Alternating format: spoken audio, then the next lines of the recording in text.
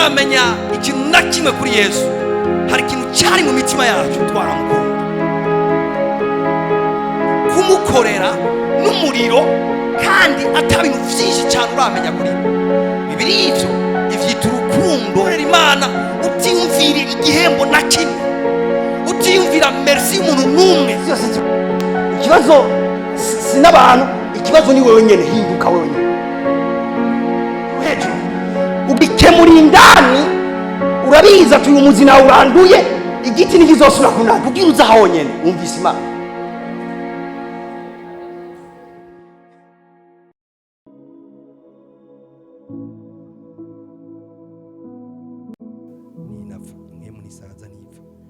Gukora ku mageneration uko yongana kose ikaguma ikora bya bindi nyene. Rero ikicigwa ico ngamije no kuguhagurusa nk'umuntu asenga cyane kugira ngo ustope ibintu byose byagurukijwe no kutamenya ko abantu kanaka. Bari Imana agomba kubibutsa ko ishengero dufise ububasha bukomeye. Ububasha bwacu burakomeye gose, kiretse gusa tubunegrije cyangwa tukabufatira mineneka. Mugabo ishengero twahawe ubushobozi. Bibiliya yatubwira mu byakozwe n'intumwa 1:8 tubwira ngo muzohabwa ubushobozi mwemeraniye bazako. Imana ishimwe cyane. Nge wakire Yesu Kristo uzura mwemuyera ubushobozi bw'Imana buri muri wewe. Rero nta kintu na kimwe cyoshobora kuresista ubushobozi bw'Imana. Peu importe wakigize, peu importe na doze yashizemo. Nagomba kukubwira ko ufise capacity yo kubihagarika. Ukabihagarika mu buzima bwawe, ukabihagarika mbere no ku muryango wagutse. Naho n'umusinza gukorera cyane. Muri iki kigwa nitugenda turonka umwanya wo gusenga. Ubundi ivyigwa nk'ibi ntibabimara umwanya bavuga. Babimara umwanya basenga. Ivyigwa nk'ibi nitwaye dukwiye gufata seance isa yose tuko turigisha gusa. Tugiye gufata umwanya munini cyane tuko turasenga kubw'ibi bintu. Ariko Imana ishimwe, iminsi 3 tuzosenga mu ntango z'ukwezi kw'icumi. Nta kindi kintu nakimwe tuzosengera imiryango yacu gusa cyonyine. Tuzofata umwanya ukomeye cyane wo gusenyura ibintu byose byatwitanga imbere yuko tuza. Rero get ready kubw'iyo programme. Zofata iminsi 3, no kuvuga inyuma ya Saint-Saint. Zofata iminsi 3 y'imigoroba tuza hano duhimbaza kanya gatonya, hama dufata umwanya ukomeye wo gusenga. Bishobotse kwabo muvukana wazana mu mazina, bishobotse ko umuryango wawe wose uwuzana mu mazina, bishobotse ko ibintu kanaka mu muryango iwanyu byagiye bureversa, biwunyiganza, biwugira ibintu kanaka, ubizane uzana ivyo bintu. Tuzoba tuje gukora franchement, tuzoba tuje gukora. Cyo gituma ndagusaba ko wo kwitegura ku ico gikorwa, ugatunganya umwanya wawe ku ico gikorwa. Ya minsi 3 azoba iminsi yo kubohoka kw'amafamiye mu buryo budasanzwe. Rero nagomba no munsi ndugire hano tujane muri Actes des Apôtres,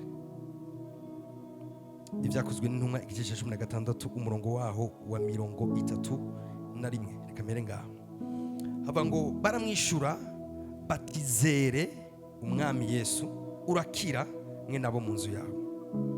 Baramwishura batizere umwami Yesu urakira mwe nabo mu nzu yawe. Bamubarira ijambo ry'umwami Yesu nabo mu nzu yiwe bose. Haleluya.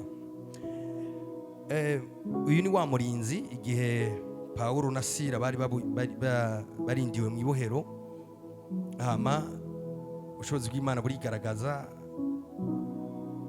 Actes des Apôtres 16 verset 31. Ubushobozi bw'Imana burigaragaza, hama Bibiliya itubwira ikintu gikomeye cyabaye. Ubushobozi bw'Imana bwarababohoye. Bobohoye umurinzi agomba kwiyica, agomba kwigira nabi. Mugabo baramuhumuriza, hama aramubwira ati arababaza icyo yokora. Baramubwira ati iki cyo gukora ngiki, ukwiye kwizera umwami Yesu hama ugakira wewe nabo mu nzu yawe. Agomba gusurinya muri Bibiliya nta kadetaye karimo, avuze ngo ukwiye kwizera umwami Yesu ugakira wewe nabo mu nzu yawe.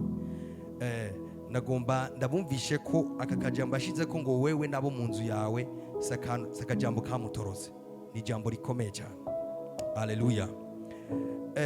Wewe n'umuryango wawe urakira wewe n'umuryango wawe. Bano Imana kuri twebwe turi hano mu ngoro y'Imana twarakijijwe, Imana ishimwe. Mugabo uno munsi naje kukuhagurutsa nk'umusirikare n'umushibamyi kubw'umuryango wawe.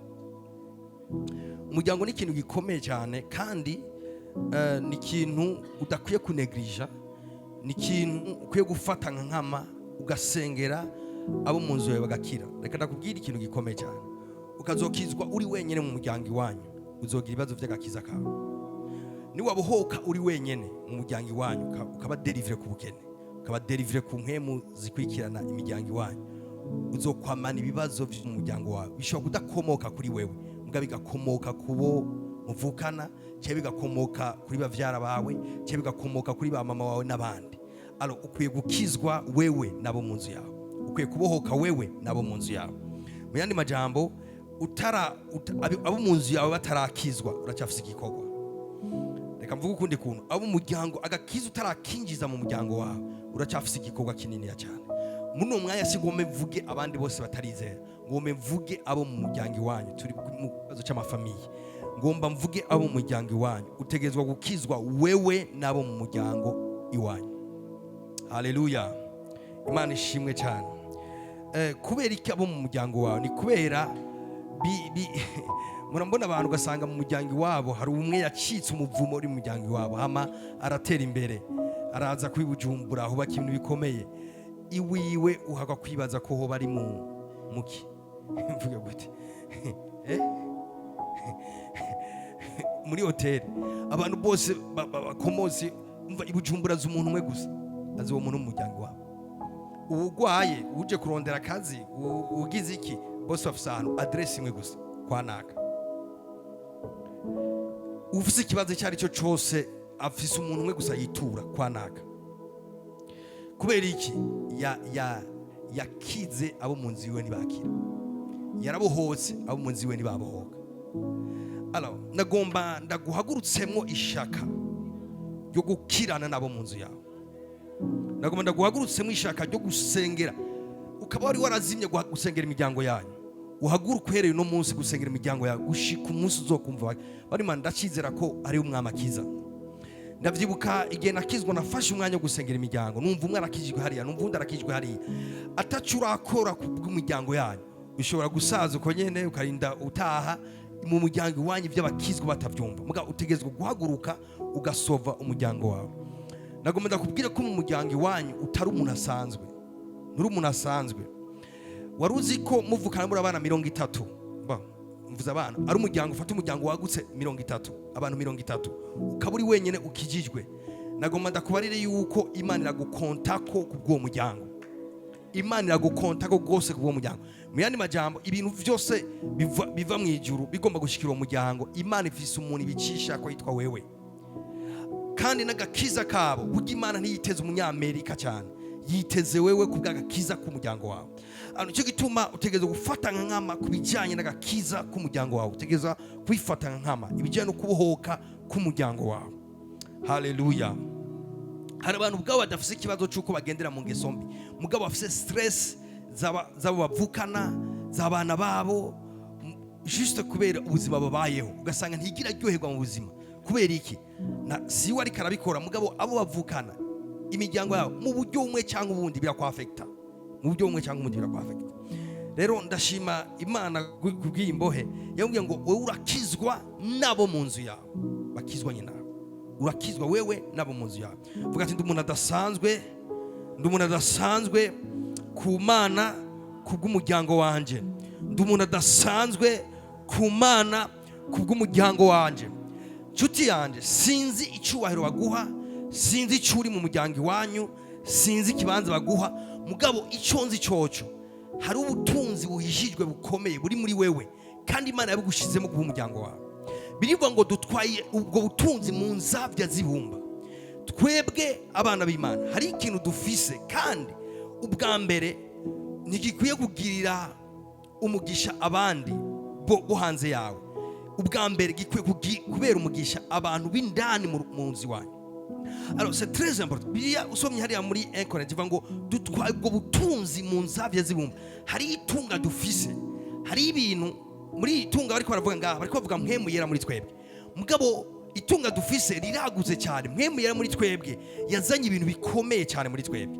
Hari ubwenge buri muri wewe bushobora gusova umuryango wawe. Hari inkomezi ziri muri wewe zishobora gusova umuryango wawe. Hari ama strategy avuye kuri mwemu yari muri wewe ashobora gusova umuryango wawe. Hari ubutunzi bukomeye buri muri wewe Imana yabushizemwo yiyumviriye umuryango wawe. Hari ibintu birutegezwe gukontribuwa umaze kuvuga ubwa kabiri. Icya mbere nagakiza k'umuryango wawe. Icya kabiri no kugira impact muri generation yawe. Nukwiye kubaho nk'umuntu yiyumvira ubuzima bw'iwawe gusa. Ukwiye kuba nk'umuntu ari connected n'umuryango kandi Imana ishimwe cyane. Haleluya. Ngoma niyumvira mu bisere yo Mose ataza kuvuka kumbura Imana yo gukoresha abandi bantu. Mugabo hariho umuhizi nka Mose yari kubarenganya uko nyene. Igihe cya Esiteri witwa Moridekayi yamubwiye ngo wewe ntatacu wokora. Imana ishoboye gukoresha uwundi muntu Abisirayeli bagakiza, Abayuda bagakizwa. Atariko wewe nawe mu nzu yawe hari ikintu muzotakaza, hari ikintu muzobura.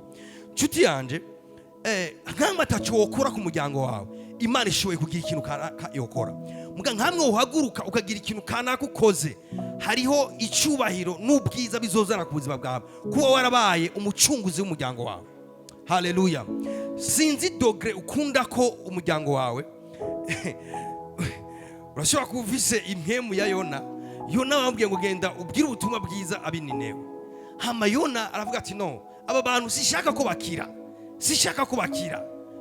Ibaze Imana yashaka ko bihana. Muga Yona yategezwe gutwara ubutumwa bwiza kubininewe. Havuga ati no, je sishaka ko bakira. Muga Imana yashaka ko bakira nyene. Kandi yashaka kubicisha kuri Yona. Sinzi umuhamagaro warakwevye ku muryango wawe. Muga naje kugusubiza mu izina rya Yesu. Igikomeye rero uhagurutse mu muhamagaro wo gusova imitima y'abantu. Nagomba kubwire yuko Imana izokwama igushigikiye igihe cyose. Kandi nawe ukwepa Imana ishoboye gukora ibintu byose bishoboka kugira kugarukane muri uwo muhamagaro. Ibaze Yona kumigwa n'ifi iminsi 3 ari muri yo ntapfe. Imana ikamuzigamira mu nda y'iyo fi juste kugira ngo agende kuvuga inkuru nziza abantu bihane. Vuga ati ntegerezwa gusova umuryango wanje, ntegerezwa kuba icambu cy'umuryango wanje. Umuryango wanje ubwirizwa gukizwa biciye kuri jewe. Umuryango wanje ubwirizwa guhindurirwa amateka biciye kuri jewe. Ingwara ziri mu miryango yacu zibwirizwa guhagarara biciye kuri jewe. Umuvumo uri mu miryango yacu ubwirizwa guhagarara biciye kuri jewe. Amatsida ari mu muryango wacu abwirizwa guhagarara biciye kuri jewe. Ndatuye ko n'umucunguzi w'umuryango wanje. Naratumwe umuhamagaro ukomeye wanje utangurira mu muryango wanje. Negerezwa kuzana impinduka mereye mu muryango wanje. Iyi generation ndimwo ntegerezwa kwigirira ikimazi. Ubutunzi bukomeye buhishije muri jewe butegerezwa kugirira ikimazi iyi generation yanje. Nduwe ikimazi mu gihe canje mu izina rya Yesu. Vuga ati ndakanye kurengana kuri nosi fise Yesu ataca mariye aba mu rungano rwanje. Ndakanye kurengana kuri nosi nuzuye mwemu yera ataca mariye aba mu muryango wanje. Ndakanye guca kuri nosi nuzuye ubuntu bw'Imana ataca umariye aba mu runganwe rwanje. Bari Imana ngaha ngomba guhagarara gusa ku kintu nita decision. Ubwizwa gufata decision gusova umuryango wawe. Icyo byo gusaba byose, nimba byo gusaba amasengesho y'indwi yose, peya icyo kiguzi. Nimba byo gusaba amasengesho y'ukwezi kose, peya icyo kiguzi. Nimba byo gusaba mvuga iki, sinzi ibyo kugenda kwabwira ubutumwa bwiza, genda wabwira ubutumwa bwiza. mugabo wirasire yuko atamuntu numwe mwavukanye canke mupfana ikintu mu buryo bw'amaraso azoguma mu mivumo y'abasekuru n'abasekuruza. Kazobalaya. Reka mvuge gutya, we waratomboye kuba warakijijwe, mbwa umuryango wawe waratomboye cyane kuba we warakijijwe. Kuba warakijijwe si wowe ubifisemo inyungu gusa, kuba warakijijwe umuryango wawe ubifisemo inyungu nyinshi cyane. Hari ibintu bibakandamije atakuntu na kumwe azoshobora kuvyikuramwo kiretse umuntu umwe yakiwe n'umuco yuzuye ubushobozi bwa mpwemu yera afise izina rya Yesu adesita gustopa ibyo bintu mu muryango wanyu. Buri Imana urabizi ushobora kwenteresera kubw'igihugu cyonyene Imana igahindura ibintu. Mugabo wibaza igihugu ngene kingana ushobora kwenteresera kubw'umuryango wawe Imana igahindura ibintu ku muryango wawe. Si ikibazo cy'abakizwa no munsi arakizwa hari kwikunda kwinjiye cyane ku buryo nkijijwe umenga biraheze abandi nakazi kabo. Mugabo dukijijwe buga Imana yiteze ko abandi bantu bari nyuma yacu bakizwa ku bwacu. Amen. Bugati ndakizwa nabo mu nzu yanje. Kubera iki Satani yahagurukije ibyo yahagurukije mu muryango wanyu, yagomba kubamara mwese. Mugabo kubera iki we wakijijwe kugira ngo ubakize. Ndasubiramo, kubera iki Satani usubije amaso inyuma ukabona ibintu byose yakoze mu muryango wanyu, kubera iki yabihagurukije, kubera iki yateye izo mbuto. Ikintu yaragamije nuko atamuntu numwe mu muryango wanyu azomucika. Mugabo uno munsi wewe waramucize. Uhereye umunsi wa Yesu Kristo ni ikintu gikomeye cyane cyabaye mu buzima bwawe. Ubuzima bwawe bwarabaye transform. Warakijijwe, wewe waramucitse. Bivuga ngo citse iborero ryazo mu isi no kwifuza. Hari ikintu cyabaye wewe uramucika. Ubutumwa bwiza bwaragushitseko urabyizera, wewe uracika iryo borero. Riri mu muryango wanyu riracyariko rirakora n'uwo munsi. None ivyo bintu bizohagarikwa nande? Ntamwe atacu bikozeko birashobora kuba bibandanye. Mugabo jinaje gukangura apana kuryama. Peu importe naho azeri imiryango ikubwira denema naganiye n'umuntu tuko turi ikikigwa nyene umufrere umwe arambwira ngo ngize imisi nkomba cyane ngo ngomba nze kubaza umuzimu wa nyokuru icyo uri kurakora. Ndamaza sa nizo kubazi umuzimu wa nyokuru umuntu kikurakora neza. Maze uza kumubaza gute? Bari ibintu udatahura. Uza kumubaza gute ati genda za kumenya ivyo nza kugira. Ibaze ushobora kubuvukira mu muryango nk'iyo. Ivyo bintu ushoboye kubihagarika ukabistopa rimwe rizima bikaba birarangiye mu muryango wawe. Kuko iyo bica hose ivyo bintu wewe agakiza karabigucikishije. Mugabo abazokwandurukako bashoboye kubatake n'ivyo bintu. Bashoboye kwizera ivyo bintu. Gushika urandura ico kintu burundu mu muryango wanyu. Kandi ivyo ufise ubushobozi wuzuye mpwemu yera ufise izina rya Yesu ushoboye guhagarika histoire yose yo mu muryango wawe ifatanye n'umwijima yose ukayihagarika icyari. Haleluya. Imana ishimwe cyane. Bwati ntegerezwa kuzana impinduka mu muryango wacu. Uzoyizanisha iki? Reka ndakubwira ikintu kimwe. Bano Imana ibintu bitatu ngomba ndababwire birakomeye navyo ngomba kubigisha. Mukuzana impinduka mu miryango wanyu mukwiye kuba wise, mukwiye kuba makini. Ati gute pastor? Ni kubera ibintu byose Satani avyura mu miryango bigamije ikintu kimwe, ntibirondera abantu babiri, birondera umuntu umwe yakijijwe ari muri uwo muryango. Ingene itaragiwe ryozima muri uwo muryango. Kuko wewe wahindutse kuba itara ry'umuryango wanyu. Kandi itara ry'umusenzi ritarazima umwijima ntushoboye gukimiranya umuryango. Umuntu ahagarariye umuryango atarahagarika gusenga kubwo umuryango wiwe, peu importe umwijima igihe womara ntushobora gukimiranya uwo muryango wose. Muga ibintu byinshi agumahagurutsa mu miryango wanyu. Bazi ikintu bigamije ni gute byo kudekuraja hama itara ryo gusenga kwawe rikazima. Ni gute ivyo bintu byo kudekuraja. Urabona hashoboye kwaduka ibintu bakakugwanya. Ifo kutahura ibiriko biraba bari kubara kugwanya, ifo kutahura ibiriko biraba sibo ubwabo. Ni mwemu iganje ahantu idashaka ko ufata akarere idashaka kuganza. Hari abantu baboshwe navyo kandi ubandanije kuri iyo ritme ushobora kubabohora. Mwave wimvira ngo woguma, reka nababwira Imana dutange kugana ibintu nk'ibi mwitegure kugwana. Ibintu nk'ibi iyo bitangwe guhishuka Satana cyayikingira. Ni nk'umwasi yari yinyegeje ahantu hama uramufukuye. Umufukuye igikwirikira nuko muca muhangana ufise ingufu nkenya gatsindwa. Ibi bintu rero ndiko ndayishura ni mwave mwiyumvira ngo bizosigara kunyene. Deke amaso yabibonye mu muryango iwanyu ico bica bikora swa biragenda swa biraguma ngaho. Ndeke navuga indukuntu swa birakugwanya rikuneshe bigume ngaho swa wewe urabigwanya uvyirukane mu muryango wanyu. Haleluya.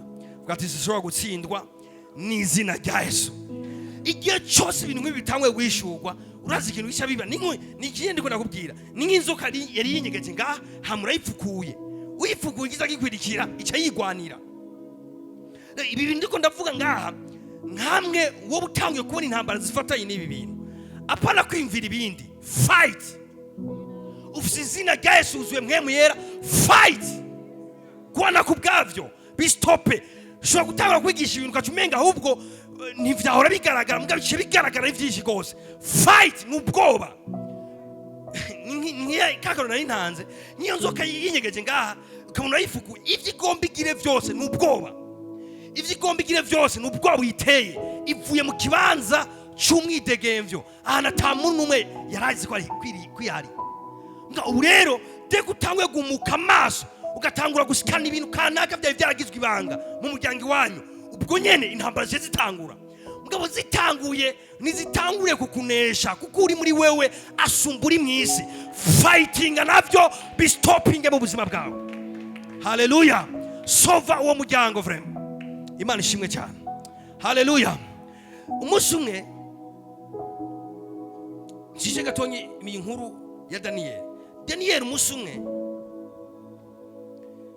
umwami Dariyo haza abantu bamuja mu matwi ambwira ati wowe uri kurakomera cyane ivugo abantu bose bafata iminsi yo gusenga kandi atanga imana nimwe irekure gusenga.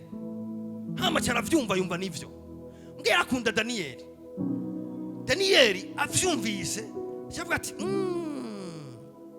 mu bwoko bw'iwacu kirazira ko twunamira umuntu cyangwa ikintu. Hama acavuga ati iryo tegeko ndaryumvise kandi ryasinywe mugabo jewe ncandi aca yigira mu nzu yiwe biriva ngo aciyugura idirisha ritumbere Yerusalemu ngo acaguma senga gatatu ku munsi. Itegeko ryavuga ngo ntihagire indi mana n'imwisengwa. Umvirize neza wano Imana. Intambara nyinshi zivyuka mu buzima bwawe zigamize kuzinya itara ryo gusenga ry'amasengesho mu buzima bwawe kandi ni warizimya. Nyumviriza intambara zozo nizizohera. Intambara nizezwe. Naragari n'umuntu umwe ambwira ngo wigituma nasenga cyane ngo nanga kwikwegera ibibazo. Byose nzo cyane intambara cyaziza ari nyinshi. Buri Imana useze cyane intambara cyaziza ari nyinshi. Ushaka urege gusenga intambara zozo zitegezwe kuma zihara ari nyinshi. Daniel avuga ati nyumviriza bashinze ko nzopfa ego mugabo ivyo gupfa ndavyemeye acegura idirisha aca kumasenga gatatu ku munsi. Vuga ati ngumasenga uko intambara zigwira niko senga uko intambara zigwira niko ngwiza amasengesho. Ubundi izo ntambara zazigamije ni gute yohagarika gusenga ni gute kazobaraya. Intambara ikomeye Satani yo guteza ni intambara yo kubuza gusenga, ni intambara yo kubuza gupfukama, ni intambara yo kubuza yo kuheza mu iyo nyota. Erega nibirafata inganje ukikura senga, nibizokanza nibizomara igihe ukikura senga. Amasengesho ategerezwa kuvyimura bimara ukwezi ugisenga biracafise shwa imwe yo kugenda, bimara demwa ugisenga biracafise shwa imwe yo kugenda. Hana ni wahagaritse gusenga ukikura senga bitegerezwa kugenda. Vuga ati ntegerezwa kuvyimura, ntegerezwa guhindura amateka y'umuryango wanje mw'izina rya Yesu. Jesi ndarambirwa. Bibiri ivuga ngo yemwe abibusa uhoraho nimurambirwe. Bantu mwibutsa uhoraho bisigura iki? Yemwe basenzi nimurambirwe, yemwe abafightinga mu gusenga nimurambigwe. Haleluya. Icyambere, terama muri prayer. Nyumviriza, nta na kimwe kidashoboka. Nyumviriza, peu importe ivy'umuryango wanyu ingene bisa n'ivyakwafex ingene bisa, nta na kimwe kidashoboka. Ku muntu ariko arasenga nta na kimwe kitohinduka. Umuryango wawe wose ushoboye gukizwa. Ndabuze n'umuntu mwabwira amen. Umuryango wawe wose ushoboye gukizwa. Hamwe uzosubiza amaso inyuma nko kubisekuru bitanu biri inyuma, ukabura umuntu n'umwe adakijijwe muri uwo muryango. Ivyo birashoboka. Ngabitegeza gutangurana n'umuntu ahaguruka agasenga kubw'umuryango wiwe. Kandi ahonyene niwe ushobora gukubura umuvumo wose mu muryango wawe. Biragoye, hari abantu badakijijwe bari muri uwo muryango benshi. Nk'ubuntu babaza, rega murabivye gakiza ntibimaze igihe kinini cyane.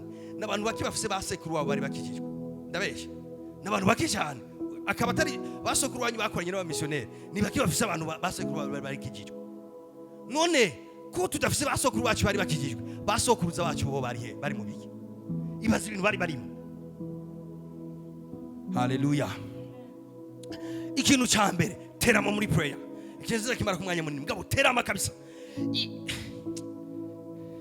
Bivuga munezerwe kwizigira ibizoba, mukomeze gusenga. Munezerwe kwizigira ibizoba, mukomeze gusenga. Pepote bigwiza ingunza, komeza gusenga. Gusenga ni bwo buryo tugwana nyine.